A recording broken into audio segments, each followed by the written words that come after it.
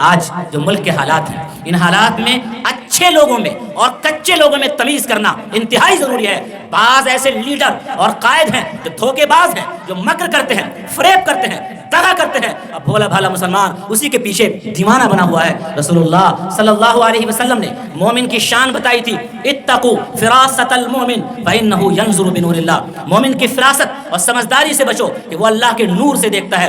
ضرورت اس بات کی ہے کہ اپنے دل میں اللہ کا نور بسائیے، آپ کی آنکھوں میں اللہ کا نور آئے گا، پھر صحیح اور غلط میں ٹھیک سے آپ تمیز کر پائیے گا۔ میرے بھائیو، ضرورت اس بات کی ہے کہ دجل اور فریب کی دنیا میں سورہ کہف سے آپ سبق حاصل کیجئے۔ سورہ کہف کے ایک ایک لفظ کو غور سے پڑھیے اور سمجھیے اور دیکھیے کہ کیسے اس وقت میں اپنے ایمان کی حفاظت کی جا سکتی ہے۔ وہ چند نوجوان جو اپنے ایمان کی حفاظت کرنا چاہ رہے تھے، اس وقت کی جو حکومت تھی وہ ان کے ایمان کی دشمن تھی۔ دو آپشن دیا تھا، اپنی جان بچاؤ تو ایمان سے ہاتھ دھو، اور اگر ایمان بچانا چاہتے ہو تو جان دو، اور جان بتانا چاہتے ہو تو ایمان سے ہاتھ دو۔ ان نوجوانوں نے اللہ تبارک تعالیٰ کے ہاتھ میں اپنا فیصلہ رکھ دیا اور اللہ کے حکم کے تابع ہو گئے۔ اللہ تبارک تعالیٰ نے فرمایا قرآن مجید کے اندر، ربطنا علی قلوبہم اذ قاموا، ہم نے ان کے سینے کو مضبوط کر دیا جب وہ کھڑے ہوئے۔ فقالوا، تو کہا، ربنا رب السماوات والارض، ہمارا رب وہ ہے جو آسمان و زمین کا رب ہے، لن ندعو من دونہ الہا، اس کے علاوہ ہم کسی کو عبادت نہیں کرتے ہیں۔ تم اپنے اسکول میں سوریہ نمسکار کی بات کرو گے، ہم چھوڑ دیں گے ایسے اسکول کو۔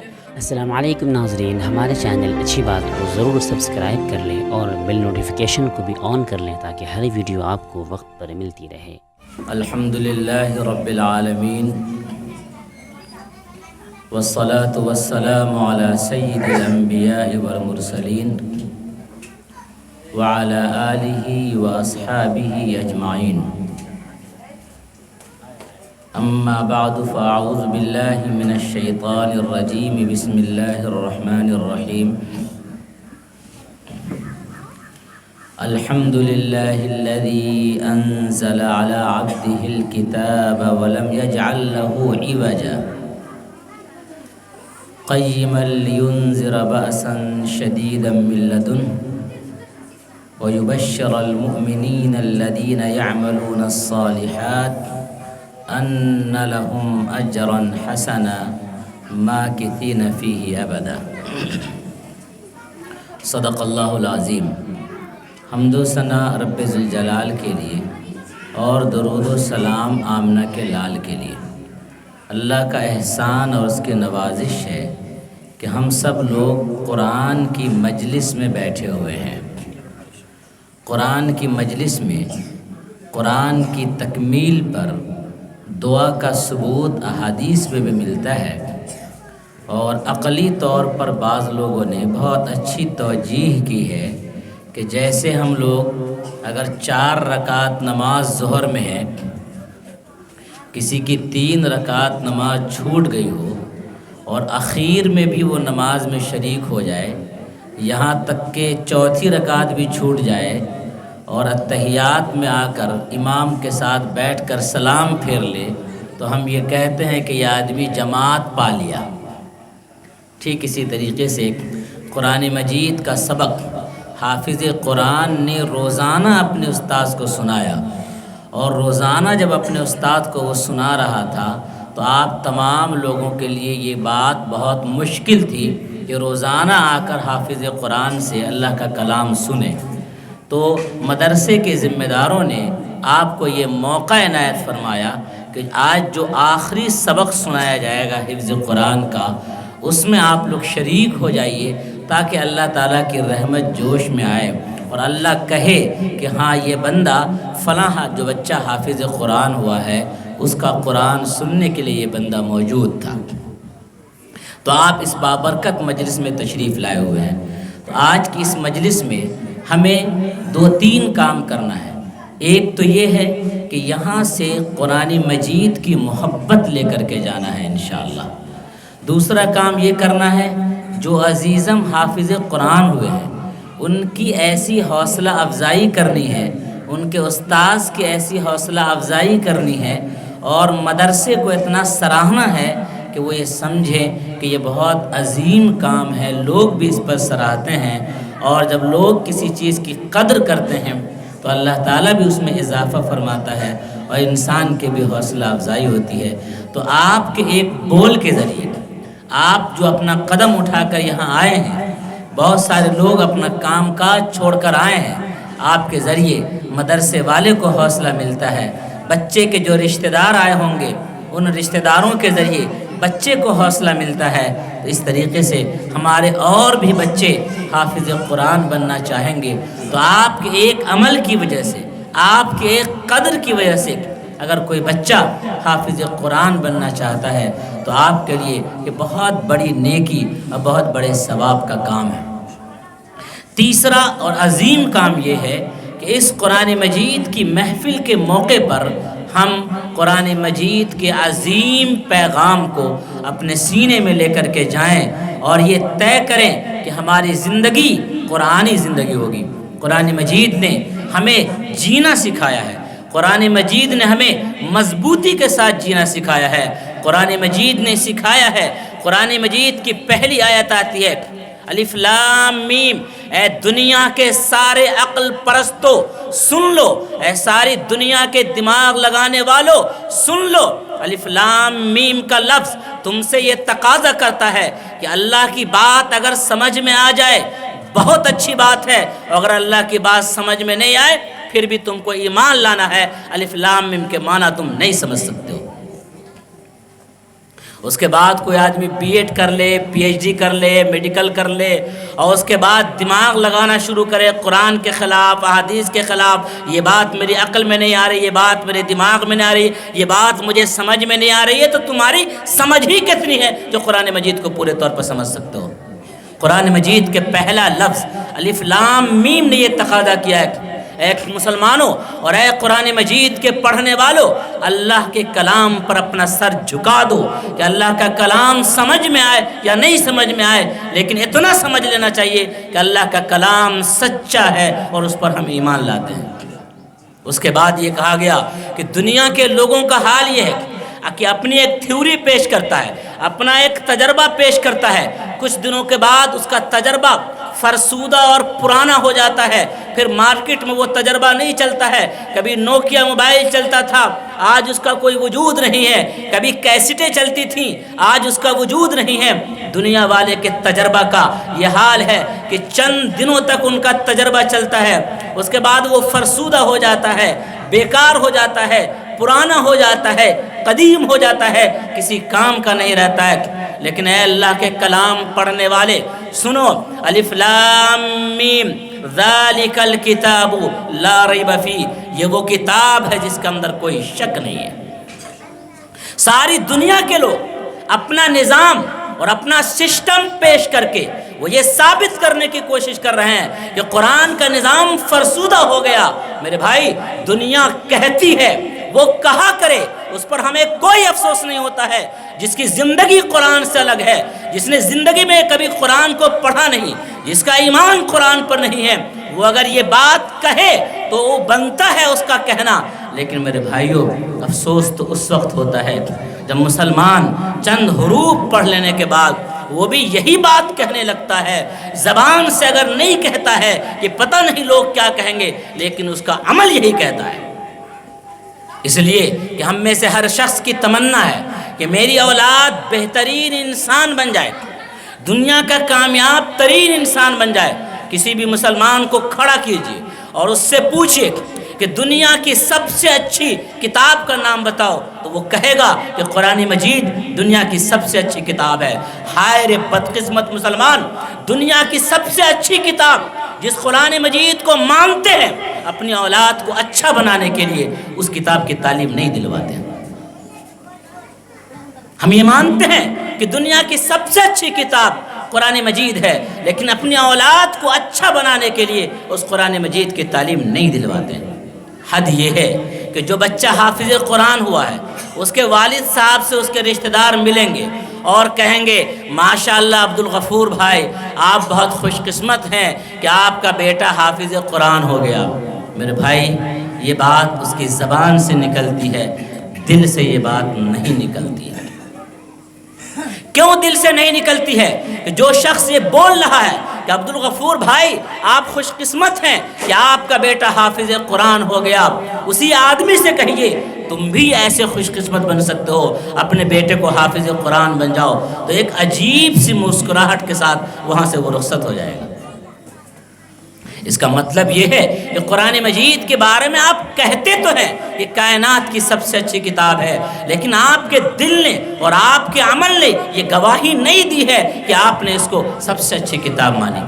دنیا کے لوگوں کا فیصلہ اپنی جگہ، رسول اللہ صلی اللہ علیہ وسلم کا فیصلہ ہے، خیرکم من تعلم القرآن وعلمہ، تم میں بہتر وہ ہے جو قرآن کو سیکھے اور قرآن کو سکھائے۔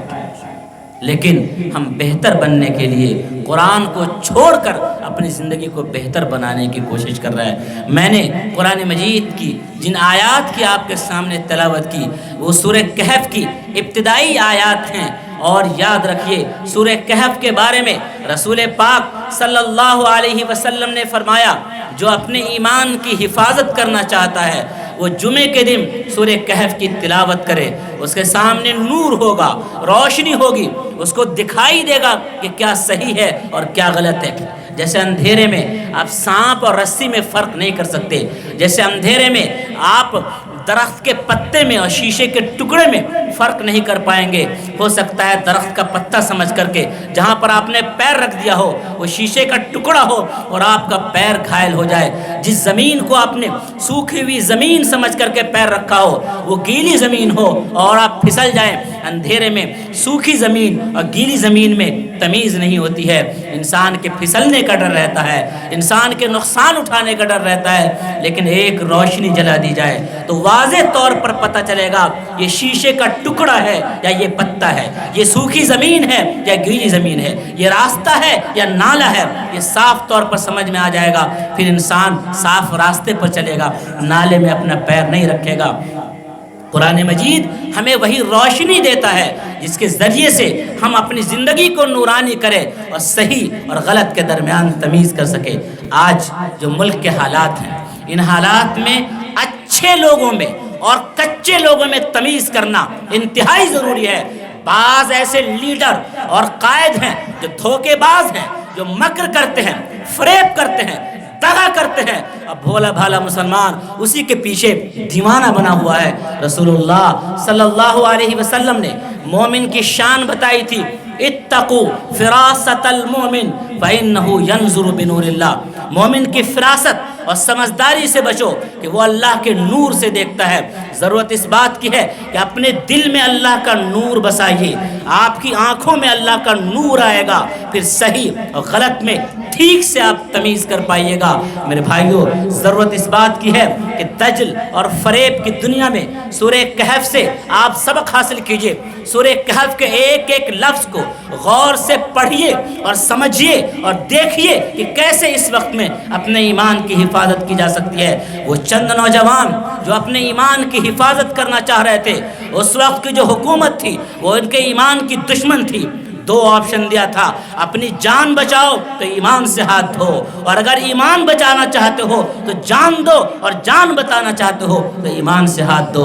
ان نوجوانوں نے اللہ تبارک تعالیٰ کے ہاتھ میں اپنا فیصلہ رکھ دیا اور اللہ کے حکم کے تابع ہو گئے۔ اللہ تبارک تعالیٰ نے فرمایا قرآن مجید کے اندر، وَرَبَطْنَا عَلَىٰ قُلُوبِهِمْ إِذْ قَامُوا، ہم نے ان کے سینے کو مضبوط کر دیا جب وہ کھڑے ہوئے۔ فَقَالُوا، تو کہا، رَبُّنَا رَبُّ السَّمَاوَاتِ وَالْأَرْضِ، ہمارا رب وہ ہے جو آسمان و زمین کا رب ہے، لَن نَدْعُوَ مِن دُونِهِ إِلَٰهًا، اس کے علاوہ ہم کسی کو عبادت نہیں کرتے ہیں۔ تم اپنے اسکول میں سوریہ نمسکار کی بات کرو گے، ہم چھوڑ دیں گے ایسے اسکول کو۔ تم اپنے اسکول میں ہمارے اسلام کو، اسلامی تہذیب کو اگر مٹانا چاہو گے، ہم ترک کر دیں گے ایسی تعلیم کو، اور ہم اپنے ایمان کو محفوظ رکھیں گے۔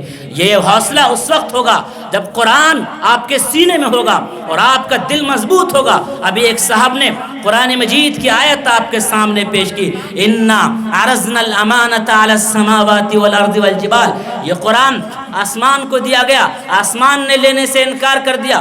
زمین کو دیا گیا، زمین نے لینے سے انکار کر دیا۔ پہاڑ کو دیا گیا، پہاڑ نے لینے سے انکار کر دیا۔ اللہ نے فرمایا، لو انزلنا هذا القرآن على جبل، اگر اس قرآن کو میں پہاڑ پر نازل کر دیتا. لرائیتہ خاشعا متصدعا من خشیۃ اللہ، یہ ریزے ریزے اور ٹکڑے ٹکڑے ہو جاتا اللہ کے خوف کی وجہ سے. وحملها الانسان، اور انسان کے سینے نے اس قرآن مجید کو اٹھا لیا. اس کا مطلب یہ ہے جو حافظ قرآن کو اپنے سینے میں اٹھا لیتا ہے، جو مسلمان قرآن کو اپنے دل میں بسا لیتا ہے، تو وہ قرآن جس کو آسمان نہیں لے سکا، زمین نہیں لے سکی، پہاڑ نہیں لے سکا، اس قرآن کو اگر ایک انسان اور ایک مسلمان کا سینہ اٹھا لیتا ہے، اس کا مطلب یہ ہے اس کا دل آسمان سے زیادہ بلندی رکھتا ہے، اس کا دل زمین سے زیادہ وسعت اور چوڑائی رکھتا ہے، اور اس کا دل پہاڑ سے زیادہ مضبوطی رکھتا ہے. اسی کو کہا وَرَبَطْنَا عَلَىٰ قُلُوبِهِمْ، اللہ نے فرمایا ہم نے ان کے دل کو مضبوط کر دیا. اذ قاموا، جب وہ کھڑے ہوئے ظالم حاکم کے سامنے تو کہہ دیا ربنا رب السماوات والارض، ہمارا رب وہ ہے جو آسمان و زمین کا رب ہے. آپ یہ سمجھتے ہیں کہ محمد عربی صلی اللہ علیہ وسلم کی سنت صرف ٹخنے کے اوپر پیجامہ پہن لینا ہے؟ آپ یہ سمجھتے ہیں نکاح کر لینا نبی کی سنت ہے؟ آپ یہ سمجھتے ہیں فلاں چیز کھا لینا یہ نبی کی سنت ہے؟ میرے بھائیوں، نبی کی سنت میں وہ نبی کا درد بھی ہے جس درد کو لے کر مکہ کی گلیوں میں پھرتے تھے. نبی کی سنت میں نبی کا وہ درد ہے کہ جب مکہ والوں نے ٹھکرا دیا تو طائف گئے اور طائف سے پتھر کھا کر کے واپس آئے. نبی کے درد میں، نبی کی سنت میں وہ درد بھی شامل ہے جب نبی کو اور نبی کے ماننے والے کا بائیکاٹ کر دیا گیا. شیب ابی طالب میں بند ہیں، بچے بھوک سے تڑپ رہے ہیں، بلبلا رہے ہیں، وہ بھی نبی کی سنت کا ایک حصہ ہے. لیکن مسلمانوں نے یہ ثابت کیا ہم سب کچھ دے سکتے ہیں، اپنا ایمان نہیں دے سکتے ہیں. اسلام کو نہ کبھی کوئی مٹا سکا ہے نہ کبھی مٹا سکے گا. شرط یہ ہے کہ آپ اپنی مرضی سے محبت کے ساتھ اسلام کو اپنے سینے میں بیٹھائیے، قرآن مجید سے سچی محبت کیجیے، قرآن مجید کے ایک ایک پیغام کو اپنے دل میں بسائیے اور قرآن مجید کے پیغام کے مطابق اپنی زندگی گزاریے. اصحاب کہف کے بارے میں اصحاب کہف کے بارے میں ایک بات کی گئی وَرَبَطْنَا عَلَىٰ قُلُوبِهِمْ، ان کے دل کو ہم نے مضبوط کر دیا تھا. دوسری بات جو اصحاب کہف کے بارے میں کہی گئی، جو اپنے ایمان کی حفاظت کے لیے کہی گئی، اس پوری سورت کی شروعات اس بات سے کی گئی ہے کہ الحمدللہ الذی انزل علی عبدہ الکتاب، اپنے بندے پر یہ کتاب قرآن مجید کو نازل کیا. ولم یجعل لہ عوجا، اس کے اندر کوئی کجی کوئی ٹیڑھا پن نہیں ہے. اس قرآن مجید کے اندر یہ کہا گیا ہے اپنے ایمان کی حفاظت کے لیے اصحاب کہف نے دو چیزیں مانگی. ہم بھی یہ دو چیزیں مانگتے ہیں لیکن ان دو چیزوں کو الگ کر دیتے ہیں. ابھی اندھیرا ہو جائے تو یہاں پر روشنی کی ضرورت پڑے گی. روشنی کے لیے دو چیزوں کی ضرورت ہے، بجلی کی بھی ضرورت ہے اور بلب کی بھی ضرورت ہے. ایک شخص صرف بجلی لگا لے اور بلب نہیں لگائے تو بھی روشنی نہیں ملے گی. دوسرا شخص بلب لگا لے اور بجلی نہیں لائے تو بھی روشنی نہیں ملے گی. دونوں چیز جب ملے گی تب روشنی ملے گی. اللہ تعالیٰ نے اصحاب کہف کے بارے میں فرمایا، اصحاب کہف نے دو چیزیں اللہ سے مانگی. ربنا حب لنا من لدنک رحمہ، اے ہمارے پروردگار اپنی جانب سے ہمیں رحمت عطا فرمائیے، اپنی مہربانی عطا فرمائیے. اور دوسرا جملہ اللہ نے ارشاد فرمایا وہیئ لنا من امرنا رشدا، ہمارے لیے رہنمائی بھی عطا فرمائیے. آپ اپنی رحمت اور مہربانی اور آپ اپنی رہنمائی، یہ دونوں چیز ہوگی تب کامیابی ملے گی. کچھ لوگ ہیں جو سمجھتے ہیں صرف دعاؤں سے کام چل جائے گا، دعاؤں میں بیٹھ جاؤ کام چل جائے گا، اللہ کی رحمت مانگتے رہو کام چل جائے گا. یقیناً اللہ کی رحمت کی ضرورت ہے لیکن اللہ کی رحمت کے ساتھ ساتھ اللہ کی رہنمائی میں چلنے کی بھی ضرورت ہے. محمد عربی صلی اللہ علیہ وسلم کی سنت اگر آپ دیکھیں گے تو نبی پاک صلی اللہ علیہ وسلم نے بدر کے میدان میں رو رو کر کے اور تڑپ تڑپ کر کے دعا کی اللہ تبارک تعالیٰ سے. اس کے ساتھ ساتھ میدان میں گئے اور مقابلہ بھی کیا. آج ایک طبقہ ہے یہ سمجھتا ہے کہ مسجد میں بیٹھ کر اور کسی کنارے گوشے میں بیٹھ کر صرف اللہ سے دعائیں کرتے رہو، دعاؤں دنیا میں انقلاب پیدا ہو جائے گا. راستے پر چلنے کی، قدم بڑھانے کی اور آگے بڑھنے کی اور ٹینشن لینے کی ضرورت نہیں ہے. میرے بھائی یہ آدھا کام کر رہے ہیں کہ یہ بجلی کا کام کر رہے ہیں. बल्ब इनके पास नहीं है। मेरे भाइयों, एक दूसरा तबका है जो सड़कों पर काम कर रहा है, फिर रहा है, उनका दिमाग जो तरकीबें जो तदबीरें बता रहा है उसके मुताबिक वो काम कर रहा है। नमाज से उसका कोई ताल्लुक नहीं है, कुरान से उसका कोई ताल्लुक नहीं है, अल्लाह से उनका कोई ताल्लुक नहीं है। मेरे भाइयों, वो भी एक अधूरा काम कर रहा है। काम दोनों सही कर रहा है लेकिन दोनों अधूरा काम कर रहा है। ज़रूरत इस बात की है कि अल्लाह तबारक ताला ने जो कुरान मजीद में सिखाया है, या अय्युहल मुज़म्मिल कुमिल लैल, ऐ चादर ओढ़ कर लेटने वाले, रात में खड़े हो, अल्लाह से लौ लगाओ, अल्लाह से अपने ताल्लुक को मजबूत करो।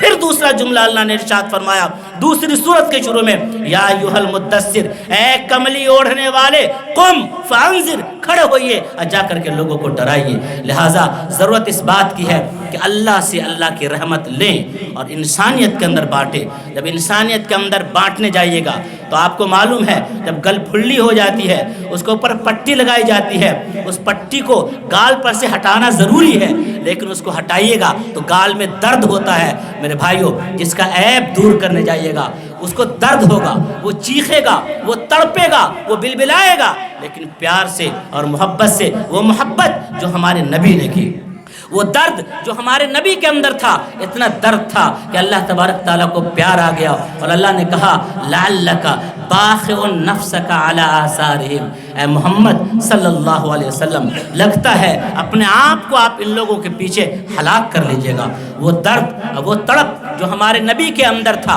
वो मोहब्बत जो हमारे नबी के अंदर थी, याद रखिए, मोहब्बत का मैसेज और मोहब्बत का पैगाम लेकर के अगर कदम आगे बढ़ाते हैं, हमेशा मोहब्बत की जीत होती है।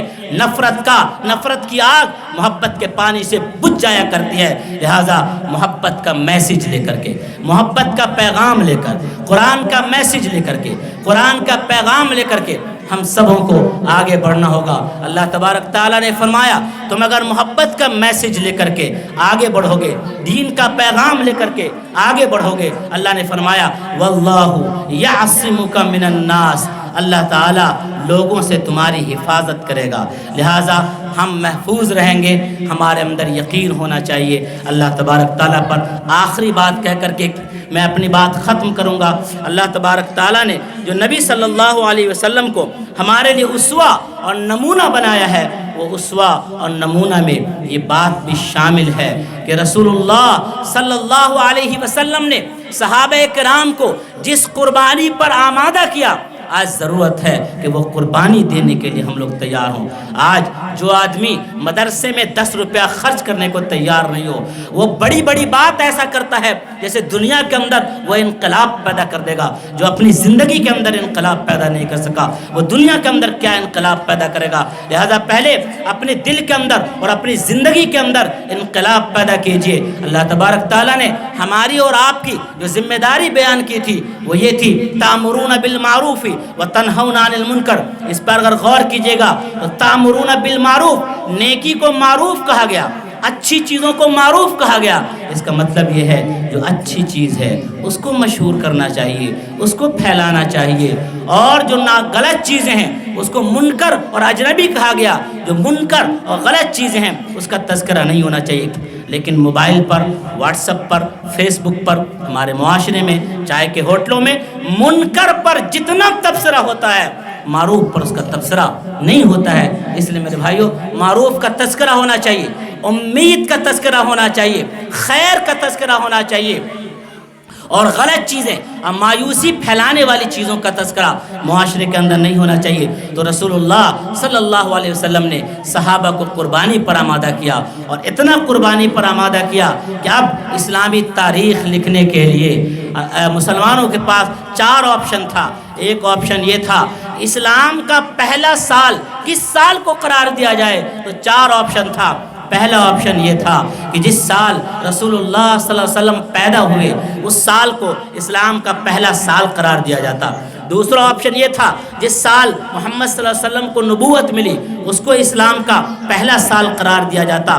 तीसरा ऑप्शन ये था कि जिस साल रसूलुल्लाह सल्लल्लाहु अलैहि वसल्लम ने हिजरत की उसको इस्लाम का पहला साल قرار دیا جاتا، اور چوتھا آپشن یہ تھا کہ جس سال رسول اللہ صلی اللہ علیہ وسلم کی وفات ہوئی اس کو اسلام کا پہلا سال قرار دیا جاتا۔ میرے بھائیوں، قربان جائیے ان صحابہ کرام پر جو نبی کی شان کو سمجھتے تھے، جو نبی کے مزاج کو سمجھتے تھے، جو دین کے مزاج کو سمجھتے تھے۔ انہوں نے نبی کے پیدائش کے سال کو اسلام کا پہلا سال قرار نہیں دیا، نبوت کے سال کو اسلام کا پہلا سال قرار نہیں دیا، وفات کے سال کو اسلام کا پہلا سال قرار نہیں دیا۔